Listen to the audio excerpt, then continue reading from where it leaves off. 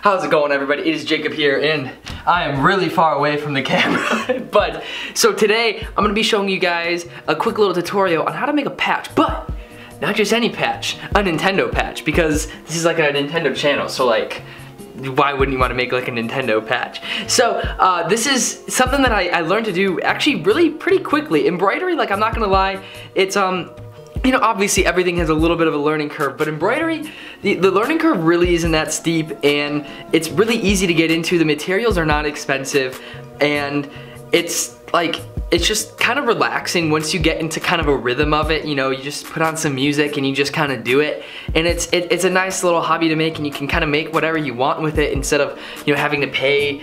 I mean, obviously patches, now that there's embroidery machines, patches are not expensive by any means, but it's still nice to be able to make something on your own. So I'm gonna be showing you guys, so I made this little question mark block. Now, I wasn't really, I didn't really like how, just poked my eye. I didn't really like how this one turned out. I did some things wrong that I should have done, like, you know, the thread up here is really loose because I didn't really know what to do. But I'm gonna be showing you guys how to make this. I ended up making something different though, that I actually ended up putting on my denim jacket. So why don't I put my denim jacket on really quick? I don't even know if you guys will be able to see it. Oh wait, I think you can. I think you'll be able to once I actually have it on. So put this on. You can see I got my pins. Got my pins up there. I didn't make those, but you can see the patch if I go really far away. Why don't I point this down really quick? So as you can see, there's the patch. It's the N64 logo. So why don't I thumbnail shot right here really quick? Just yeah. So as you can see, get this really up close. That's what the patch would look like. This is the one that I ended up doing the final steps on, putting the border on, the heat bond stuff and everything. Yes, I'm gonna be showing you guys more specifically how I made this patch, because this is what I filmed. I didn't film the other one. I just cranked it out after in a few hours. It does take time. That's the one thing I do have to say. It does take a good amount of time. And so like this drawing, let's get to the embroidery hoop. So first off, we had to print it out. The printer didn't want to cooperate at first, but eventually I got it to print the image that I was trying for. I then went and grabbed my denim jacket and threw it down and made sure that the question mark block fitted where I would like it to. I traced out over a regular piece of printer paper the image over a light box so that I could see it very clearly. For some reason, I don't know why I didn't just trace it out onto the backing paper from the get-go. As you can see, that's what I'm doing here now in a Sharpie. I then go and I take the backing paper and the other paper. I cut out the cloth that I was using. I think it's 28 threads per inch, and fit that into the embroidery hoop with the backing paper with the drawing behind it. That's so that you can see the image without actually having to draw it on the cloth. You want to make sure that those edges are really tight, so that the top of it basically should be like a drum. A lot of tension, shouldn't be a lot of flex. So here you can see I put a light underneath the embroidery hoop so that I could see the image through from the back side. So here I kind of struggle at first to find the spot that I want to use, but I'm feeding the needle in from the back side. There's at the end of the thread of floss, there's knots so that it doesn't pull all the way through, but eventually I find the spot that I'm looking for, and I feed it all the way through. So you want to make sure that you pull the floss all the way through before you loop it back through the front side. So I'm gonna go and I'm gonna find the spot on the front that I want it to go through, and I'll poke it through. Don't know why it takes me so long, but here I'm poking it through the front side, pulling it back all the way through, nice and snug, and I will work my way down thread to thread. You want to try to make sure you feed the needle through every single thread, and actually squaring it up with the drawing is convenient too, so that if it's nice and everything is parallel with one another, then you can follow the threads pretty easily. You'll get into a habit of it. Here, so I sped it up a little bit. You can see me struggling there for a second with trying to thread the needle through trying to thread the floss through the needle. It can be kind of a pain. Sometimes it can rip if you're using a threader. So here I'm just going through thread by thread, making sure that I'm trying to stay on the lines as much as I possibly can, going all the way down to the question mark. Now you can see, so I start on the yellow. This is kind of where I messed up, where the I went a little too far without pulling it back through the front side and made it kind of loose. So what I should have done is should have gone maybe halfway through the block and then looped it back around so that it was a little bit tighter. You can see for a second I was struggling. If you use too long of a piece of floss, it tends to get tangled, and as you're pulling it through just from itself, just kind of twisting up. So you definitely do not have to do the entire patch off of one piece of floss. I probably used 6 or 7 going through with the yellow portion alone. So it's okay. If you run out, you just tie a knot at the end and you make sure it's nice and snug. You do a square knot, right over left, left over right, and then pull it tight and then just start a new thread. Definitely do not have to do it all with one piece of thread. That's very unadvisable. You'll run into probably more problems than you'd waste more time doing that than you would with just having to thread new ones with how often it would get tangled. So let's see. So again, it's really important. You want to make sure everything is nice and snug. You want to make sure you're feeding the needle through all of the right spots. You kind of see where it looks a little funky right there in between the one yellow spot on the question mark, where it was just really, really loose from it being too long of a thread compared to the other pieces.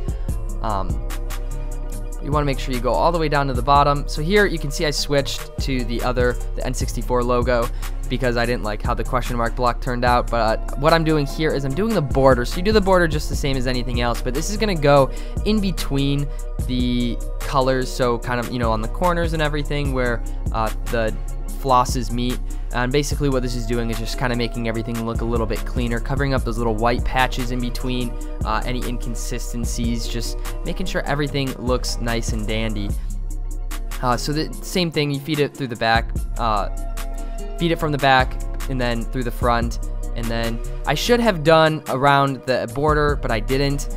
I only did it on the inside, and that probably would have helped me a little bit later on, but I'll get to that. So here I'm loosening the embroidery hoop to pull the patch out.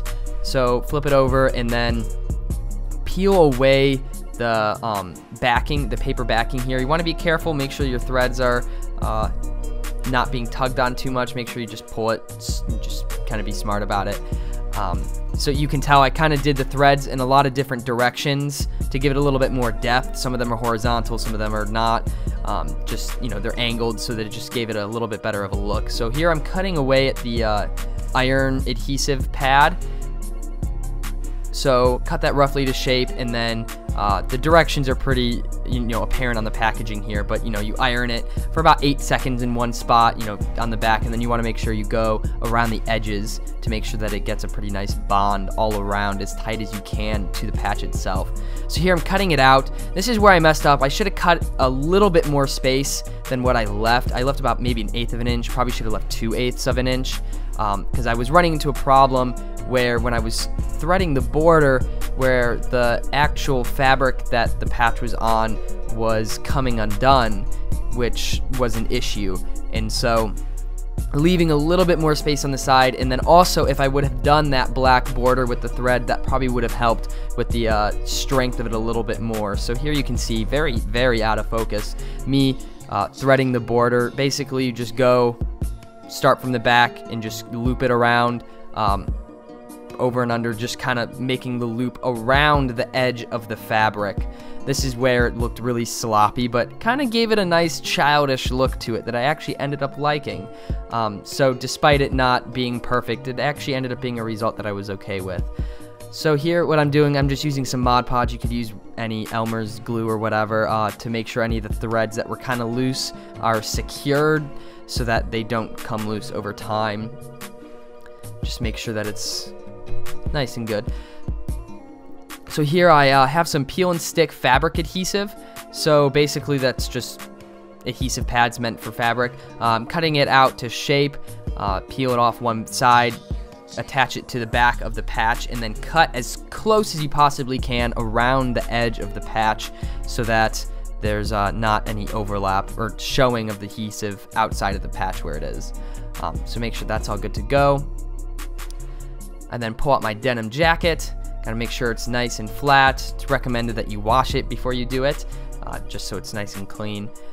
And then position it and pat it down nice and firmly. You want to make sure it's very, very well attached to the fabric. Kind of test it, you know, twist it around, see how well it's sticking on. One last check, make sure it's firm, and we're done.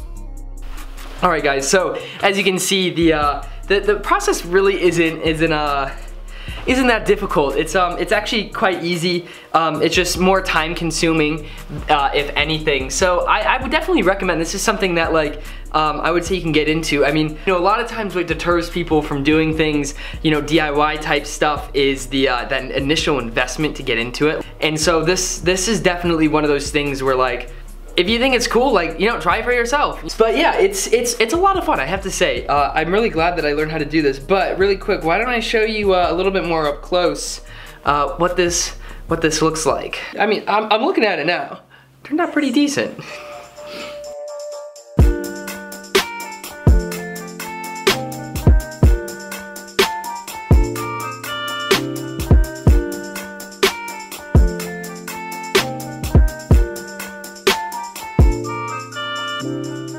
Alright, so that was a little up close. Obviously, that wasn't me standing there. I was the one holding the camera. That was my brother wearing the jacket, so you can tell by the different shirt. But I think he did a pretty good job. He said to get his face in there, but I was like, just get the beard.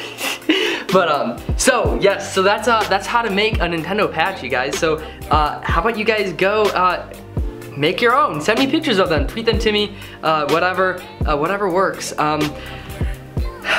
Yeah, so let me know down in the comments if there's anything else you guys want to see me make, specifically either patches or any other type of DIY idea you have. I'm always looking for ideas. I got a lot of them, but I'm always looking for more. No, you can never have too many ideas.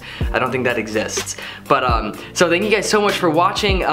As you guys, some of you guys may know, I opened up a Patreon, so feel free to check out my Patreon. The link is down in the description. Don't forget to leave a like, comment, hit that subscribe button, ding that bell if that's your sort of thing, and I will see you guys very soon. Love you very much. Bye.